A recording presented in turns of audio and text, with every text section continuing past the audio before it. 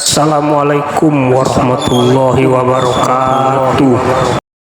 Alhamdulillah wassalatu wassalamu ala Rasulillah wa ala alihi wa sahbihi wa man walah wa ba'd. Sebelumnya saya minta maaf sebesar-besarnya, saya duduk sedikit agak lebih tinggi dibanding Bapak Ibu sekalian. Ini hanya untuk sekedar terlihat saja. Pertama yang kita hormati, kita banggakan Bapak Kuasa Rektor Universitas Pendidikan Indonesia, Profesor Dr. Haji Dedi Sukiyadi. Ini di antara sosok yang sepanjang kami mengunjungi UPI dalam kurang lebih 5-6 kesempatan, saya melihat beliau di antara sosok yang sangat visioner, sangat terukur. Tadi kita dialog kurang lebih 20 menit sebelum naik ke lantai utama masjid ini. Maka saya bermohon kepada Allah, mudah-mudahan beliau dijaga oleh Allah, diberikan kekuatan paripurna untuk membawa UPI menuju kampus yang berkemajuan dan peradaban. Yang kami hormati, kami muliakan para guru besar berkenan bisa membersamai sharing kajian kita di pagi hari ini. Bapak anggota MWA Brigadir Jenderal Purnawirawan TNI Ahmad Saifuddin, para dekan, para dosen, Bapak dan Ibu, dan juga yang saya cintai teman-teman seluruh mahasiswa Universitas Pendidikan Indonesia. Apa kabar semuanya? Sehat ya? Ya, saya minta maaf ya, hari ini saya mempertahankan tampilan saya dalam kunjungan ke UPI dengan style seperti ini. Jadi ini bukan ingin menyaingi Pak Kuasa Rektor, bukan ya, karena memang saya itu kalau datang ke kampus ingin selalu menghormati marwah kampus dengan mengenakan pakaian yang kira-kira senafas dengan nilai-nilai pendidikan berada di dalamnya. Jadi kalau saya pakai jas, pakai dasi, ini bukan ingin tampil keren menuju visi 2045, ini justru dalam rangka menghormati dan mengagungkan nilai kampus yang ada di dalamnya. Baik Bapak Ibu sekalian, saya tadi di brief dan disampaikan, alhamdulillah, punya waktu 90 menit ke depan. Ini kita harus elaborasi dengan topik kita kekinian.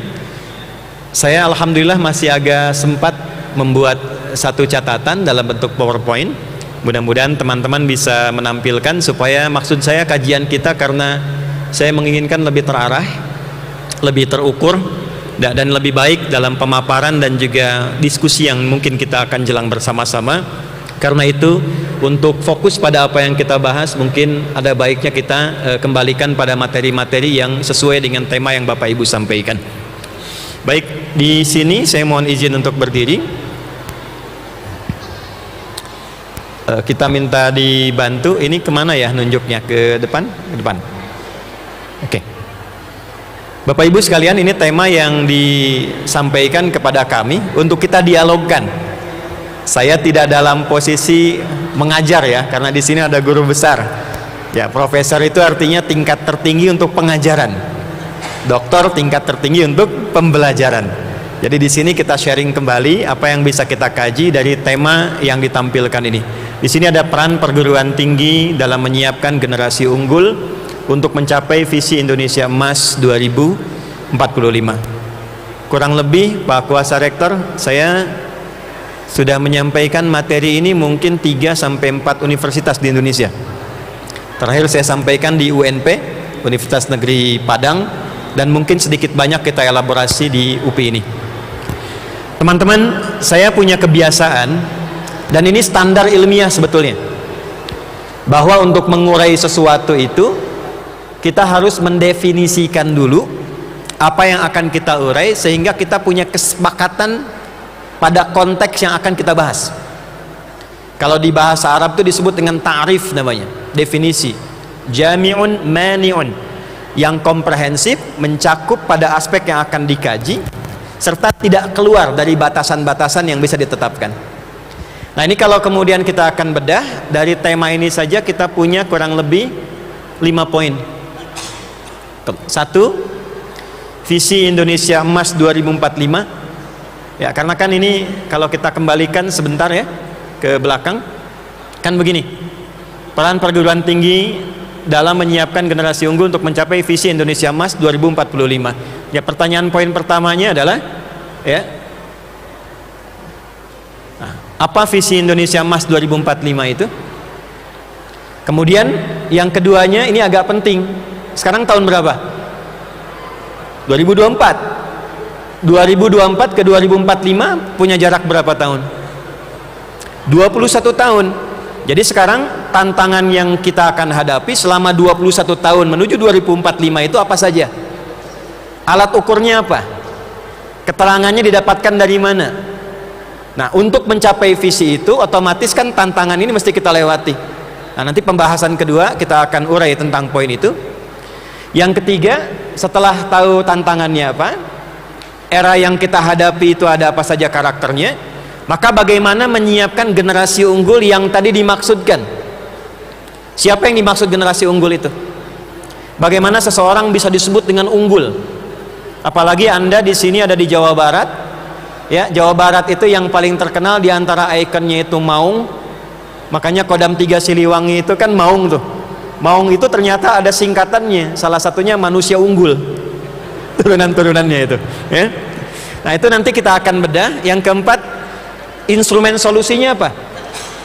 Untuk mengatasi persoalan di nomor 2, kita membentuk generasi unggul, lalu menghadirkan solusi mengatasi persoalan ini sampai kita mencapai visi Indonesia Emas 2045. Baru setelah mengetahui instrumen itu, apa peran perguruan tinggi di dalamnya.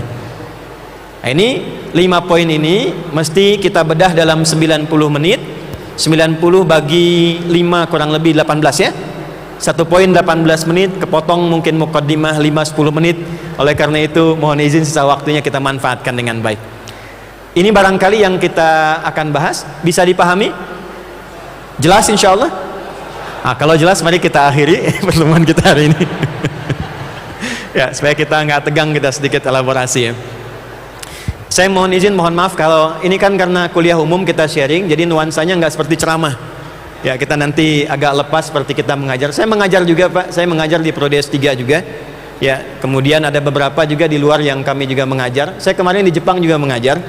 Ya, ada beberapa kampus dan beberapa dosen yang kita kumpul, kurang lebih 20 negara. Dan di situ ada hal-hal baik yang mungkin kita bisa elaborasi untuk menjemput visi 2045 ke depan. Saya cepat Bapak Ibu sekalian.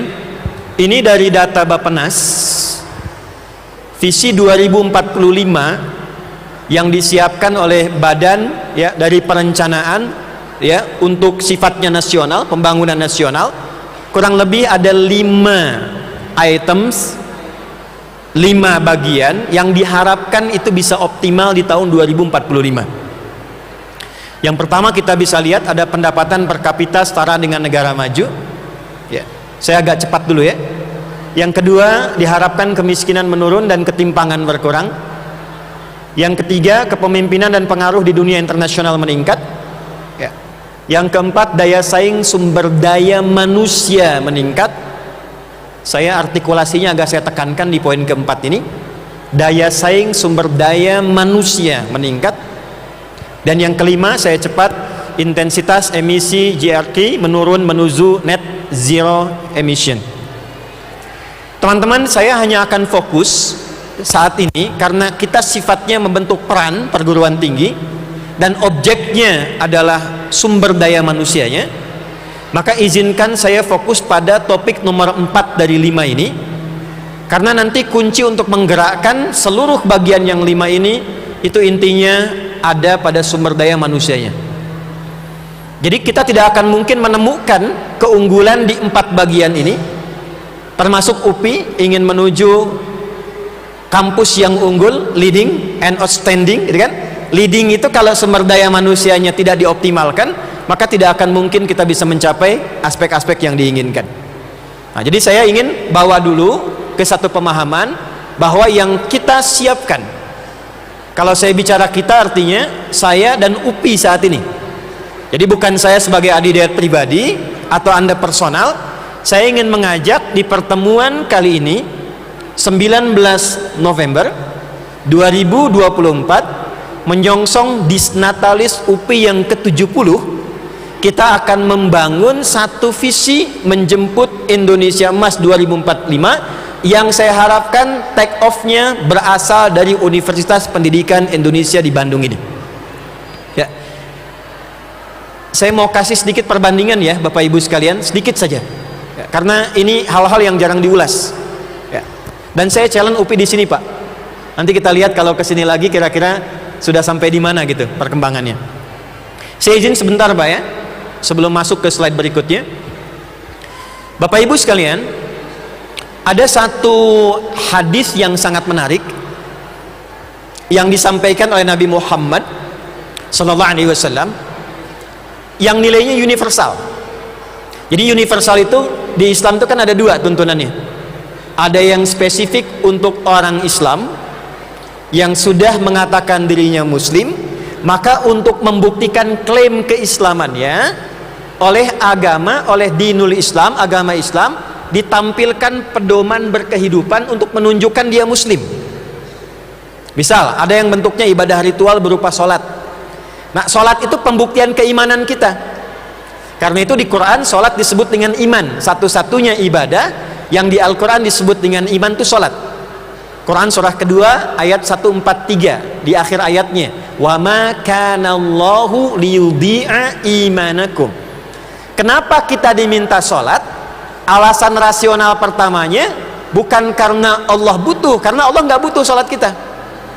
Ya, manusia tidak ruku, tidak sujud kepada Allah, tidak menurunkan status Allah sebagai Tuhan. Ternyata rasionalisasi pertama yang ditampilkan oleh Al-Quran surah ke-20 ayat 14 itu untuk membuktikan keimanan kita kepada Allah. Apa buktinya Anda bertuhan kepada Allah? Innani anallahu la ilaha illa ana fa'budni. Aku Allah, kata Allah, tidak ada Tuhan selain aku. Kalau Anda kemudian mengklaim bertuhan kepada aku, kata Allah, buktinya apa? Maka untuk membuktikan itu, fa'budni, buktikan dengan cara beribadah kepadaku, bentuknya wa aqimis sholata li dzikri. Jadi ada tuntunan spesifik untuk orang Islam, bukan hanya membantu dia bagaimana cara berkehidupan, tapi sekaligus menunjukkan bahwa dia sudah menjadi seorang apa? Muslim. Nah, ada yang kedua, itu sifatnya universal. Jadi even itu dia non muslim, ingin mengambil manfaat dari itu dan dipraktekkan dalam kehidupan, dia akan mendapatkan hasil yang serupa. Hanya bedanya di keberkahan. Ya, misal ada tuntunan bekerja supaya sukses. Mau orang Islam, mau non muslim, dia kerjakan pedoman tuntunan ini dalam kehidupan niaga dia, itu dijamin sukses. Jadi kalau ada orang Islam mengatakan, saya kok muslim, saya nggak sukses, yang disalahkan itu jangan Islamnya, jangan akidahnya. Nah, pedoman menuju kesuksesan itu apakah Anda sudah lakukan atau belum? Langsung terkait dengan konteks ini, hadisnya berbunyi begini. Qala Rasulullah sallallahu alaihi wasallam, innallaha ba'atha fi kulli ra'si mi'ati sanatin man yujaddidu laha dinaha. Sekarang silahkan Anda fokus di sini karena ini hal yang mungkin jarang disampaikan. Tanamkan pada hatimu yang paling dalam, jangan pernah ragu. Allah itu membuat hukum kehidupan di antara ketentuan yang Allah tetapkan. Allah akan mengutus orang-orang terpilih dalam setiap rentang 100 tahun dalam kehidupan yang membawa value-value kebaikan untuk memberikan pencerahan dan perbaikan pada kondisi lingkungan yang dialaminya setiap 100 tahun. Teman-teman, mindsetnya tolong perbaiki ya. Dulu orang menghitungnya begini, dari Nabi meninggal 100 tahun ketemu siapa? Oh, sahabat. Era sahabat meninggal 100 tahun ketemu siapa? Tabi'in.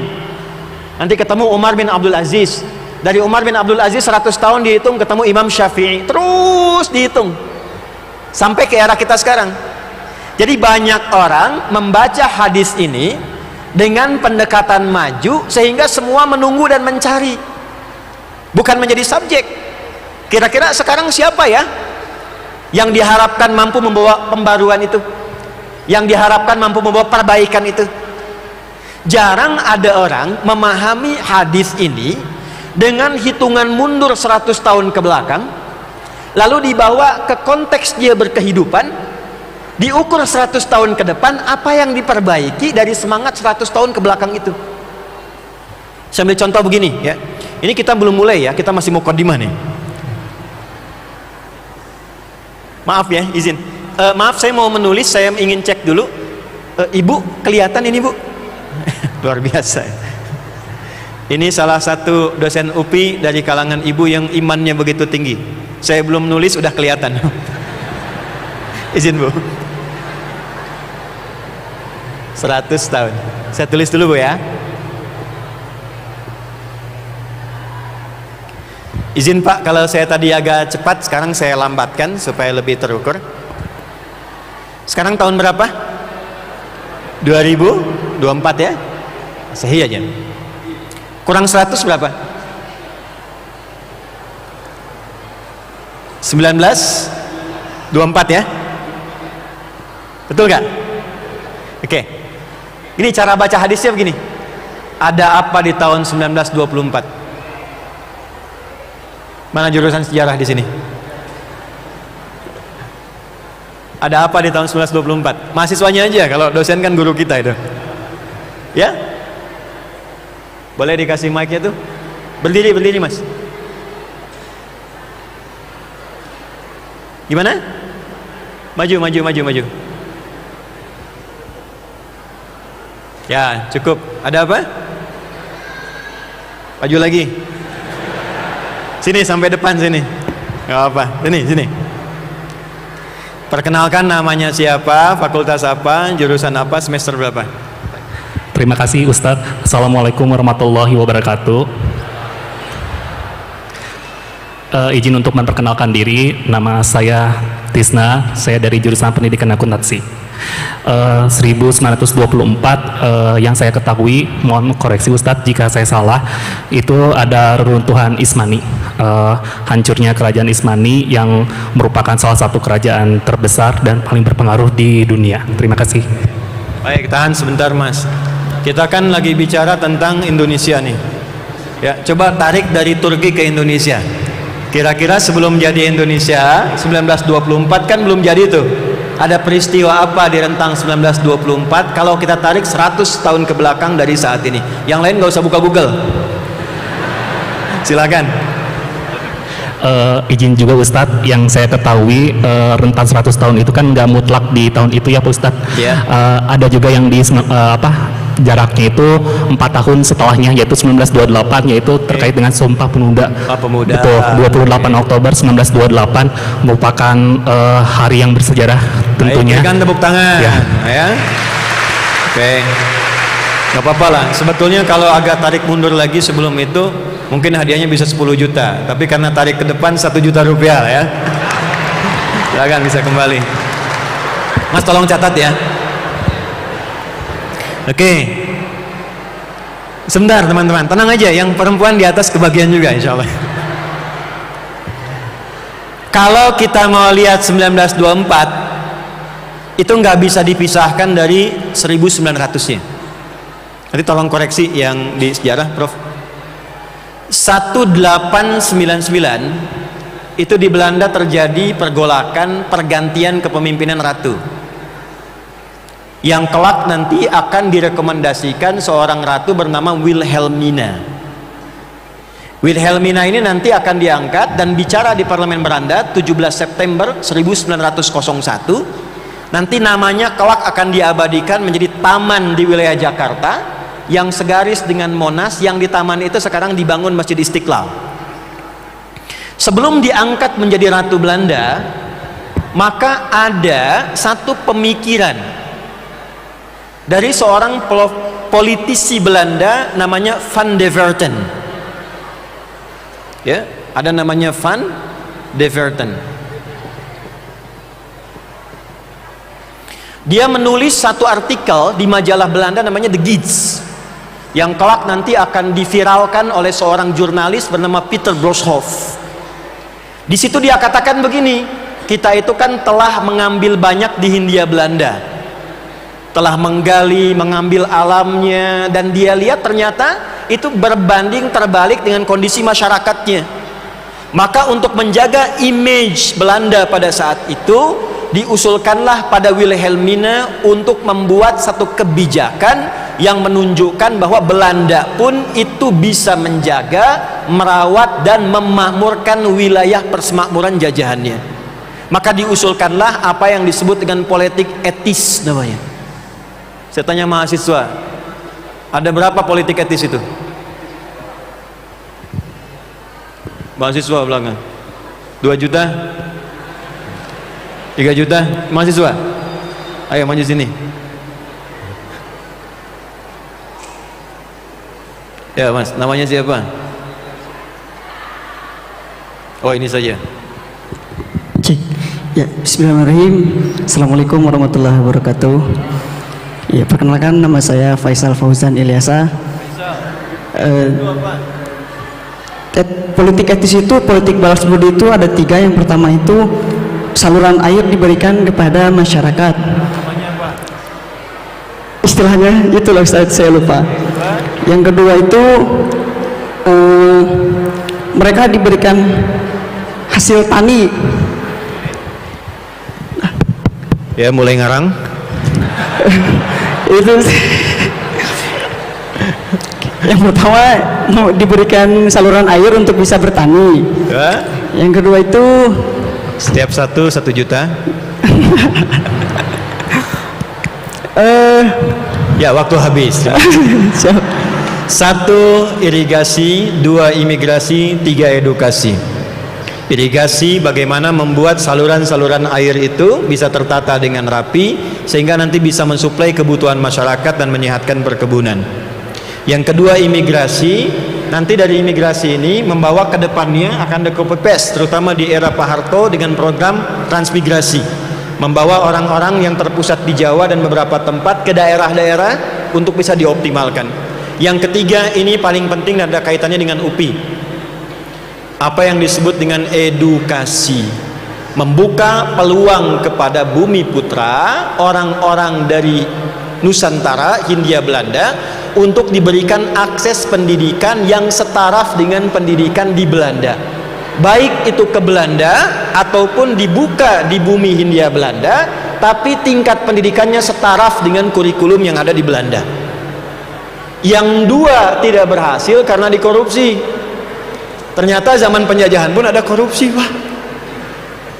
Jadi irigasinya itu hanya berlangsung di lingkungan perkebunan Belanda. Imigrasinya dibawa ke kebun-kebun Belanda. Ketahuan sama Wilhelmina, dihentikan yang 2, dipertahankan yang ketiga. Yang mau saya katakan, ketika dibuka keran pintu inilah mulai orang-orang kita yang punya bakat dan potensi ikut belajar, sampai pada saat itu ada rekor kurang lebih hampir 74.000 orang Hindia Belanda belajar. Sebagian dari mereka ada yang berangkat sampai ke Belanda, diantaranya ada Insinyur Muhammad Hatta 1906. Pelan-pelan ya. Di sini ternyata buat perhimpunan disebut dengan Indisrevereniging, perhimpunan orang-orang Hindia. Lalu karena namanya itu tidak ada semangat untuk mencapai kemerdekaan, maka dirubah namanya dengan Indonesia Vereniging, dan dibuat satu majalah baru namanya langsung Indonesia Merdeka.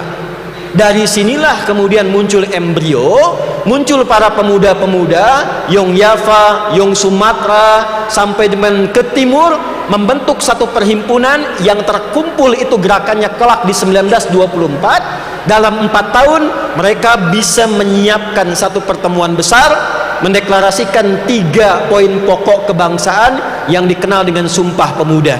Tepatnya tadi 28 Oktober 1928. 1901 benih-benihnya, 1924 ini landasan take off-nya, 1928 ini launchingnya. Dari 1928 hanya butuh waktu 17 tahun dari yang tadinya durasi yang sangat lama untuk mencapai kemerdekaan Indonesia. 1928 tambah 17 berapa? 1945. Kita tarik 2024, kurangi 100, 1924, naikkan ke atas. Kalau kita terapkan konsep yang sama, UPI punya visi 4 tahun ke depan. Dari angkatan awal yang masuk, kita siapkan menjemput visi Indonesia 2045. Disiapkan kurikulumnya, disiapkan arahnya, diperbaiki orientasinya, dikuatkan manusia unggulnya. Tambah 4 tahun, 1928 untuk take off. 1928 siapkan visi 17 tahun ke depan. Baik, 2024 tambah 4, 2028 tambah 17, 2045.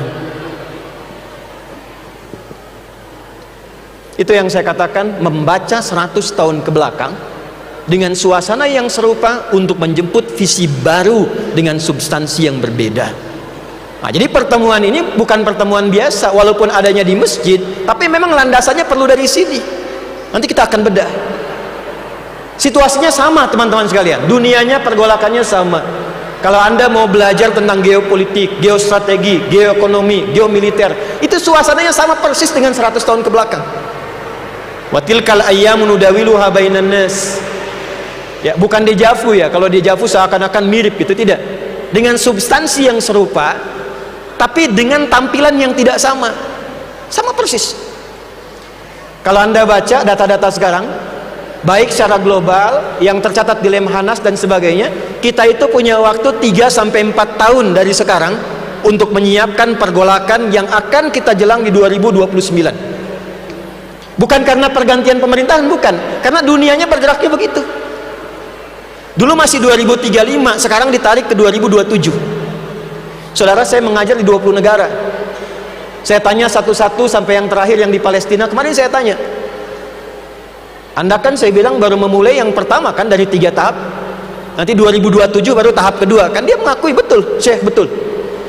Ternyata apa yang terjadi 100 tahun lalu, kemudian berulang kondisinya di 100 tahun kini yang kita hadapi.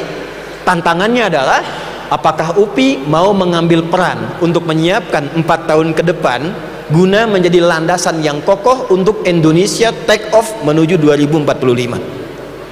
Nah, kalau sudah ada kesadaran ini, baru kita masuk kepada poin yang kedua. Apa ya, ini kajian begini kita jarang temukan. Anda kalau mau buka kitab juga kita harus agak dalam gitu sedikit ya. Ini maaf, ini bukan ilmu takatik ya, ini ada basic researchnya.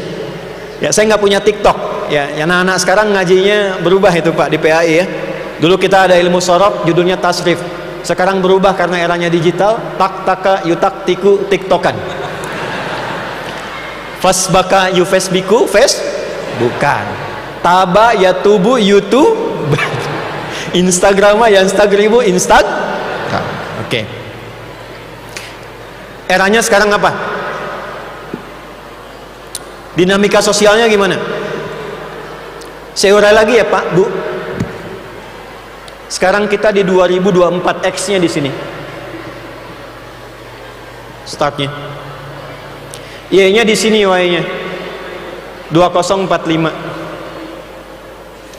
Di rentang 2024 sampai 2045 ada 21 tahun yang kita akan lewati mulai dari sekarang.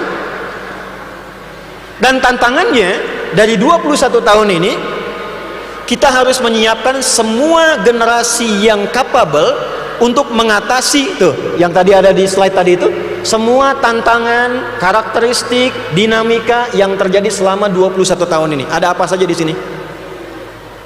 Akan terjadi apa? Karakter manusianya bagaimana? Dinamika sosialnya seperti apa? Sekarang saya tanya kepada Anda, siapa yang bisa menjelaskan kondisi manusia, karakteristiknya, keadaan lingkungannya dalam 21 tahun ke depan? Ada nggak yang bisa jelaskan? Jangankan 21 tahun, saya tanya aja Anda, 1 menit ke depan apa yang akan terjadi?